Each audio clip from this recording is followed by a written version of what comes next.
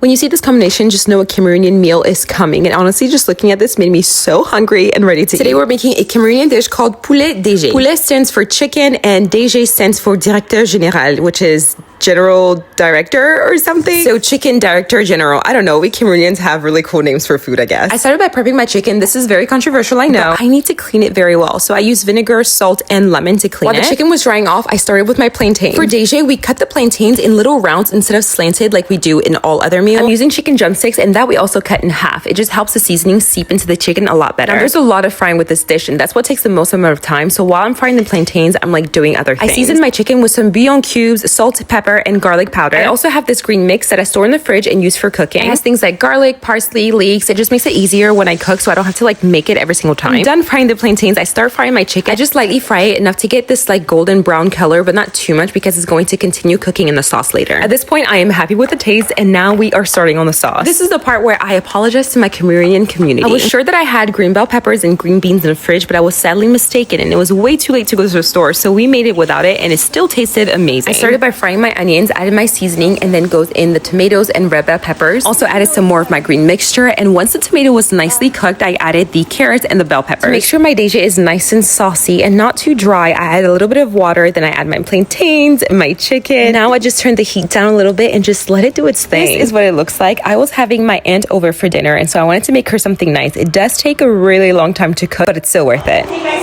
That feeling when you're all done, you've set the table, and your family sits down to eat the meal you just spent hours making, literally priceless. I've told you guys countless times that I'm Cameroonian. I think it was time to show you. What a better way to do so than with the Cameroonian dish. Now, my brothers and sisters from the 237, I hope I did not disappoint.